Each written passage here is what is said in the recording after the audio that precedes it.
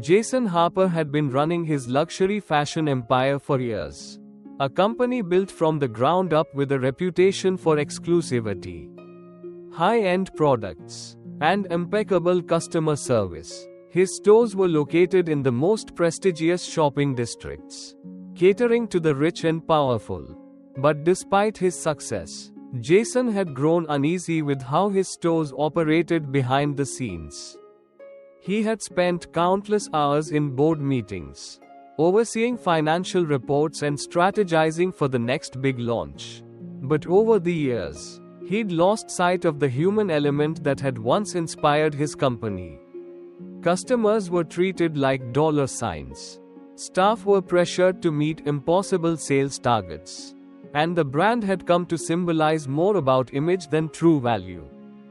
Jason was determined to understand if it was only his own perception, or if something more was happening within the walls of his company. What better way to find out than to go undercover? So, he planned his visit to one of his flagship stores in downtown Los Angeles. Dressed casually in jeans, a hoodie, and a baseball cap, he looked like just another shopper. His goal was simple: to experience firsthand how his stores treated everyday people, without the influence of his high status. He wanted to know how the employees interacted with someone who wasn't dripping in designer brands or flaunting a high credit score.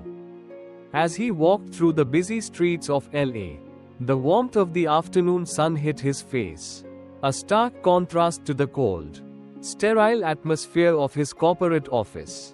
Jason's heart raced a little, not from nerves but from the excitement of what he was about to discover. Today, he wasn't the CEO of Harper Lux. He was just Jason, a man with a curiosity about how the world saw him outside of his wealth and title. He arrived at the store, an imposing glass-fronted building that exuded opulence from every angle. The polished marble floors and gleaming chandeliers inside were just a fraction of what the brand promised. The employees were busy, helping a steady stream of wealthy customers who barely glanced at the rest of the world. The high-end clothing and accessories on display seemed untouchable to anyone who didn't look the part. Jason pushed open the door and entered. The soft chime of the bell above the door was like a subtle announcement that he had arrived.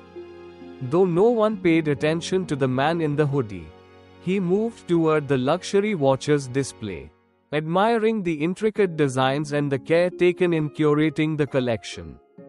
Jason knew these watches intimately. He'd handpicked some of the brands himself. But today, he wasn't the buyer. He was simply an observer.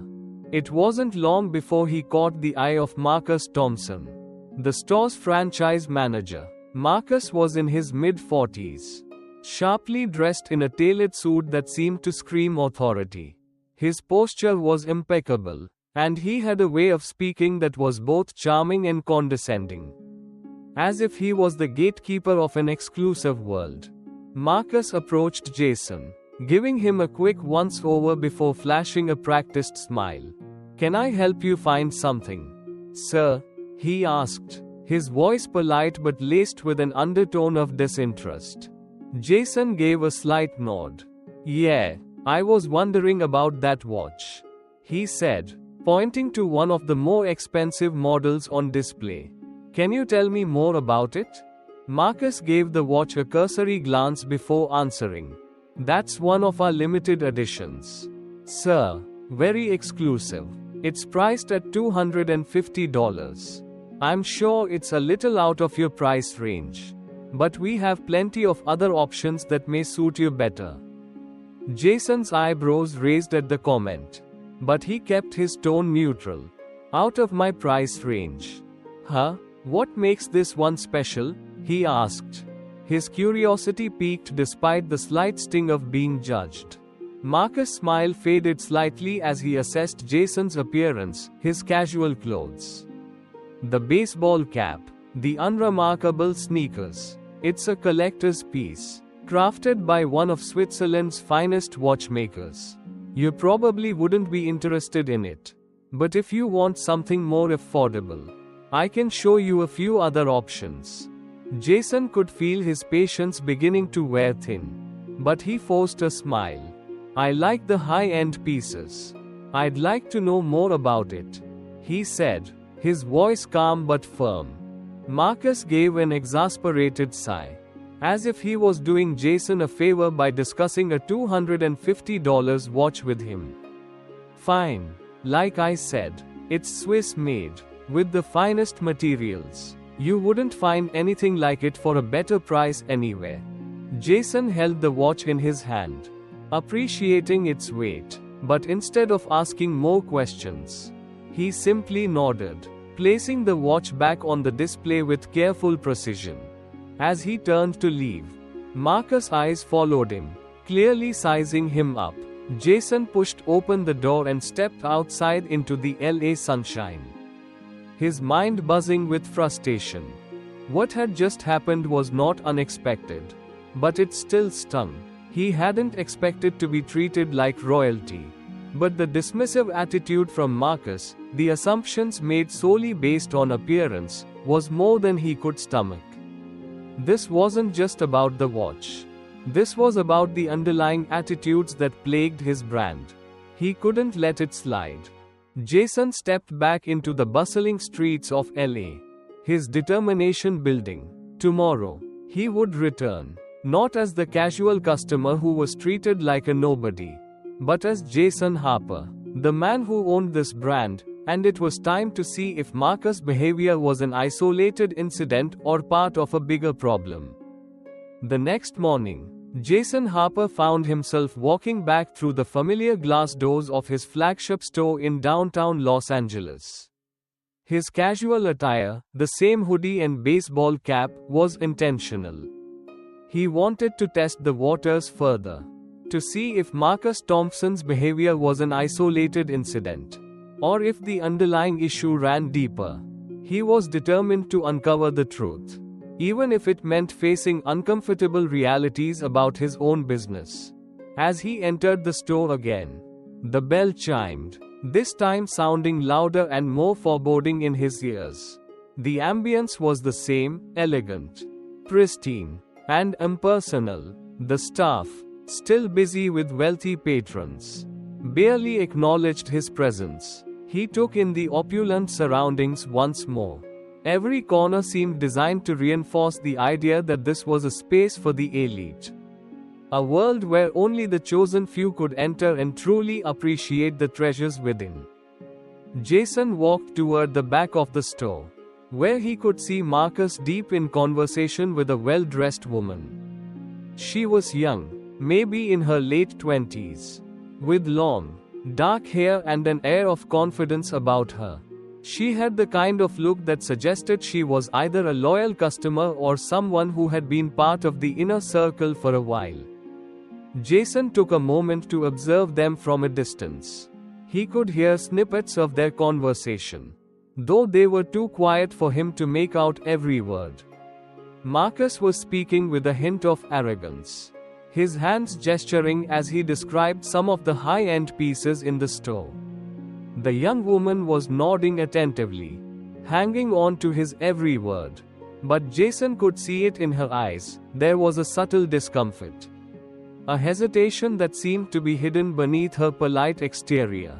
He continued to watch as they spoke, until Marcus finally caught sight of him. The change in his demeanor was immediate.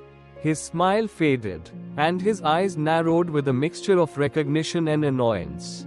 Without breaking his gaze, Marcus excused himself from the woman and started walking toward Jason, his movements deliberate, his posture stiff. "Can I help you, sir?" Marcus asked, his tone colder this time, as if their previous conversation had left an indelible mark on him.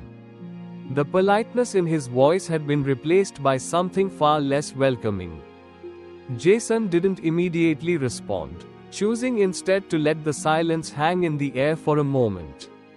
He wanted to see how Marcus would react, now that he was fully aware that the man standing in front of him wasn't just some random shopper. It was Jason Harper, the owner of this store, A tense pause passed between them before Jason finally spoke. "I was just admiring the collection again," he said, his voice calm but laced with an edge of authority.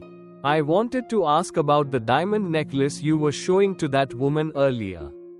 Marcus' eyes flickered with uncertainty for just a moment before he regained his composure. "Oh, yes, of course. That's one of our most sought-after pieces. But, perhaps you'd like to take a look at something a little more affordable," Marcus suggested, his voice carrying a subtle dismissiveness. Jason raised an eyebrow, his patience already beginning to wear thin. "Affordable?" he repeated, his voice steady but firm. "What do you mean by that?" Marcus hesitated, clearly uncomfortable with the direction the conversation was heading. "Well, sir, not everyone is in the market for a piece like that," he said, choosing his words carefully. "I mean, you'd have to be a serious buyer to consider something of that value. Most of our clients, they understand what's within their range." Jason held Marcus's gaze, forcing him to confront the very assumptions he had been making. "You are assuming a lot about me," Jason said softly, but with a clear edge. "You are assuming that just because I don't fit your idea of a customer, I wouldn't be able to afford a piece like that." The frustration was evident in Marcus' expression now. His eyes flickered with a mix of annoyance and defensiveness. "It's not personal, sir," he said, a little too quickly. "We just have to maintain a certain image here. It's about the integrity of the brand. And we can't just let anyone in here trying on our best pieces." Jason was no longer pretending to be just another shopper. His voice dropped a little, becoming more pointed. "And I suppose that includes people like me. Based on what I look like?" He glanced down at his casual clothes, then back up at Marcus. "Doesn't matter if I'm interested in making a purchase, does it? You've already made up your mind about me." The store manager stiffened, crossing his arms defensively. "It's not like that, sir. We've got a standard to maintain. Our customers expect exclusivity, and that means not everyone gets the same treatment." Jason could feel his blood beginning to boil. The words "standard" and "expect exclusivity" were being thrown around as if they justified everything Marcus had done. As if it excused the way he had treated Jason the day before. The realization hit him like a punch to the gut. This wasn't just about a misunderstanding or an isolated case. This was the culture Marcus had created in the store, a culture of judgment and elitism. "Right," Jason said coolly, taking a step back. "I see exactly how things work here now. And it's not just about a necklace, is it? It's about the way you treat people. The way you've built this store's reputation on false assumptions and biases." Marcus shifted uncomfortably, his eyes darting toward the other customers in the store. "Sir, I think you're misunderstanding. I think I understand perfectly," Jason interrupted, his voice sharp. "You've created an environment where people like me aren't even given a chance. Not because of what we can afford, but because of how we look, how we dress. That's not a business. That's a facade." For a brief moment, Jason saw a flicker of guilt in Marcus's eyes. But it was quickly masked by his professional facade. "If you have any concerns, I'm happy to discuss them further," Marcus said. But the insincerity in his voice made it clear that he wasn't truly interested in any dialogue. He just wanted to get through the conversation and move on. Jason's heart pounded in his chest. But he forced himself to stay calm. "No, I think I've seen enough," he said firmly. "You don't need to explain yourself anymore. I've got all the information I need." Without waiting for a response, Jason turned and walked toward the door, the sound of the bell chiming again behind him.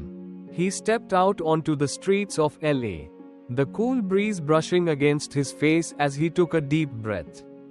It wasn't just the store that needed fixing, it was the very mindset that had infected its operations. And Jason knew it was time for change. Jason Harper didn't waste any time. After his conversation with Marcus Thompson, he knew exactly what needed to be done. He couldn't let things slide any longer. His brand, built on values of luxury and respect, had become tarnished by the elitism and narrow-mindedness that had taken root in his own stores. This wasn't just about making a point to Marcus, it was about making a change. About setting the standard for what Harper Lux would stand for moving forward. That afternoon, he made his way back to his headquarters in Beverly Hills. A sleek, glass and steel building that stood as a testament to his success. But today, it felt more like a battleground. The weight of his decision pressing heavily on his shoulders. He wasn't just going to sit in a boardroom and deal with numbers. This time, he was going to address the problem head-on. Jason had called a meeting with his executive team. He had to confront the issue at the core of his business, the disconnect between the brand's public image and the reality of how people were treated behind the scenes. It wasn't just about Marcus.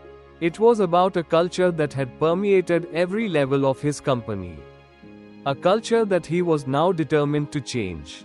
As he stepped into the conference room, he was greeted by his senior staff, all of them seated around the long, polished table.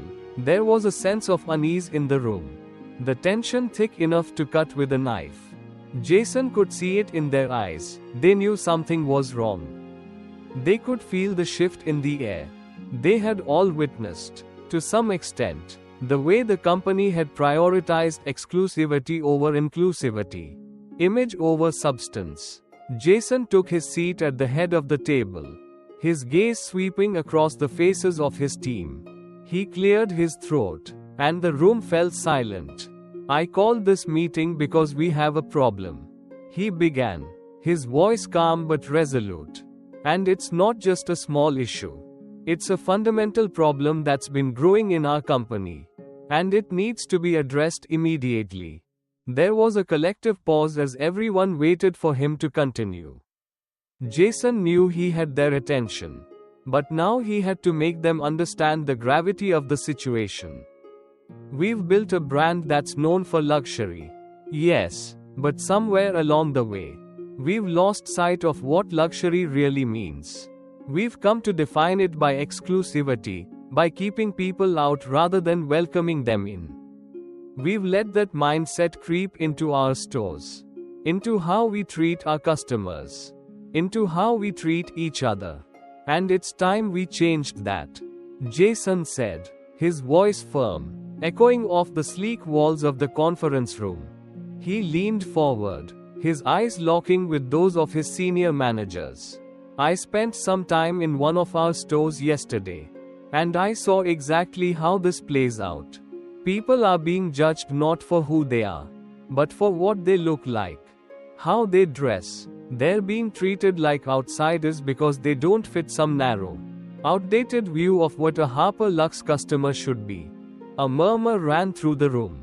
Jason could see the surprise in their faces. They hadn't expected him to come forward with such a direct assessment of the company. But they couldn't deny the truth of what he was saying. They had all witnessed it, whether they were willing to admit it or not. Jason continued, his voice steady. "We can't operate like this anymore. It's not just bad for business, it's wrong. I've fired Marcus Thompson, the store manager in Los Angeles. His attitude and behavior were the final straw. We can't have someone leading a store who doesn't understand the values that we're trying to uphold." There was a brief silence as his team processed the news. Marcus had been with the company for years, and Jason's decision to fire him was a bold move, one that would likely stir up some controversy. But Jason didn't care about that. He cared about the future of his company, about making sure it stood for something real and meaningful. "I'm not just going to sit here and talk about change. I'm going to make it happen," Jason said, his voice unwavering. We're going to start from the ground up. First, we'll be implementing a new training program for all staff, focusing on inclusivity, customer service, and cultural awareness. We will make sure that every single person who walks through our doors feels welcome, no matter who they are or how they look. He paused for a moment, letting the weight of his words sink in. And it doesn't stop there. I'm going to visit every single one of our stores. And I'm going to hold everyone accountable.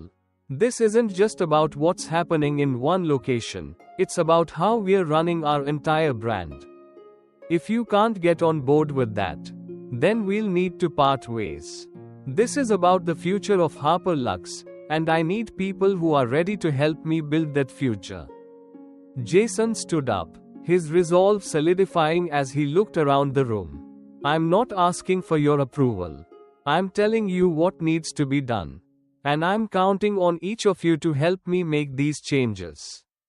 Because if we don't, we risk losing everything we've built. There was a long pause as everyone around the table took in what Jason had just said. Then, one by one, the senior managers nodded in agreement. They could see the determination in Jason's eyes. And they knew he wasn't going to back down. They had seen the cracks in the foundation before. But now, they understood that this was the turning point. They had to be part of the solution. Or they would be part of the problem. We'll start with training and move forward from there. Jason said, I'll be in touch with each of you to follow up. Let's get to work. With that, the meeting adjourned. As Jason walked out of the conference room, he felt a sense of urgency in his chest. This was just the beginning. There was so much more to do. But for the first time in a long while, he felt like he was on the right path. It was going to be difficult, there would be resistance, challenges, and even setbacks along the way, but he was ready to face them head on. The change had already begun, and Jason Harper wasn't going to stop until it was complete. The days that followed Jason Harper's decision were filled with meetings, phone calls, and a whirlwind of changes as he set the wheels in motion for the transformation of Harper Lux. He knew it wouldn't be easy, there would be resistance. From both inside the company and from loyal customers who had grown accustomed to the old way of doing things.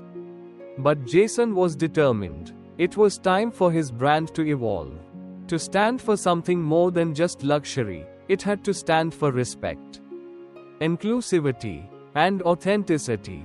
One of the first steps in the overhaul was the training program he had mentioned to his executive team. It was a bold initiative, designed not only to address the way customers were treated but to reshape the entire corporate culture. Jason enlisted a consulting firm that specialized in inclusivity and cultural awareness. The goal was clear: every employee, from the top executives to the sales associates, needed to understand the importance of treating every customer with the same level of respect and care, regardless of their appearance or financial standing. Jason visited each of his stores personally, taking the time to observe, talk to staff, and see firsthand how the new policies were being implemented. It was in these visits that he began to see a real shift in the attitude of the employees. People were more engaged, more willing to ask questions, to learn, and to adapt to the new direction. It wasn't always easy. There were moments of pushback. Moments when employees who had been working under the old system felt uncomfortable or resistant to change. But the majority seemed to welcome the new approach. And Jason made sure to offer continuous support, ensuring they knew that the change wasn't just a mandate from above, it was a necessary evolution for the entire company. One particular visit stood out to Jason. He had returned to the Los Angeles store, the same one where he had witnessed Marcus's behavior firsthand. The store had been through the most significant change, both in terms of leadership and the culture shift that was taking place. Sarah Moore, The assistant manager who had shown potential during his first visit had stepped up as the interim manager after Marcus's firing. Jason had seen something in Sarah that made him believe she could be the leader who would help transform the store into a model of what Harper Lux was meant to be. As Jason walked through the door, the atmosphere was completely different. The store no longer felt like an exclusive, unwelcoming fortress. Instead, it felt warm, inviting, and, most importantly, inclusive. The staff greeted him with smiles. Not because they recognized him as the CEO, but because they were genuinely happy to see him. There was a change in the air, a shift in mindset that Jason could feel as soon as he stepped inside. "Good morning, Mr. Harper," Sarah said as she approached him with a welcoming smile. She looked more confident than he had seen her before, a quiet strength radiating from her. "How are you today?" "I'm good, Sarah. How's everything going here?" Jason asked, his voice warm but full of purpose. "We're doing well," Sarah replied. "The new training is really starting to take hold. The team's responding to it. They're feeling more connected to the brand's values. And more importantly, they're feeling empowered to make customers feel welcome." Jason could see the pride in Sarah's eyes. And he knew he had made the right choice in giving her this responsibility. "I'm glad to hear that," he said, his smile genuine. "You are doing great work here. I can see the difference already." As they walked through the store together, Jason noticed a marked difference in how customers were being treated. Staff members were actively engaging with customers, offering assistance, but in a way that felt natural, not forced. The atmosphere was light, relaxed, yet still professional. It was the kind of environment Jason had always dreamed of for Harper Lux, a place where luxury met inclusivity. Where every customer, regardless of their background, felt valued. Jason stopped for a moment at a display of high-end handbags, watching as a sales associate assisted a young woman who appeared to be in her 20s. The associate was explaining the craftsmanship behind one of the bags, and the customer seemed genuinely interested, asking questions and smiling as they conversed. There was no judgment here, no assumptions about what the customer could or couldn't afford. It was just two people having a conversation about something they both appreciated: quality and design. "This is exactly what I've been hoping for," Jason said to Sarah, his voice low enough for only her to hear. "This is what Harper Lux should always have been about: luxury. Yes, but with respect and openness. I'm proud of what you've done here." Sarah's face lit up with a mix of relief and pride. "Thank you, Mr. Harper. It's not been easy, but it's worth it. The team's fully on board now. We're all on the same page." Jason nodded, feeling a deep sense of satisfaction. The hard work was beginning to pay off. "I'll be checking in regularly. But I trust you to lead the team. Keep pushing for this level of change.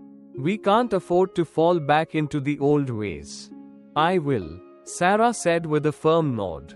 "And I'm making sure the training sessions are ongoing.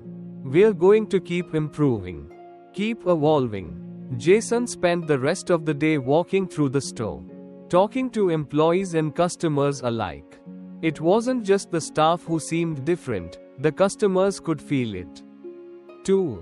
There was a subtle shift in the way people interacted with the space. They seemed more at ease, more comfortable, as if they could truly belong, no matter their social status or appearance. Later that evening, as Jason sat in his office, reflecting on the day's events, he felt a renewed sense of purpose. The journey was far from over, but the foundation was now set. He had made the decision to confront the problem head-on, and now he was seeing the positive results of that choice. Harper Lux was no longer just a brand that sold luxury goods. It was a brand that stood for something greater, a commitment to respect, integrity, and inclusivity. Jason knew there was still much work to do. The changes would take time, and not everyone would embrace them immediately.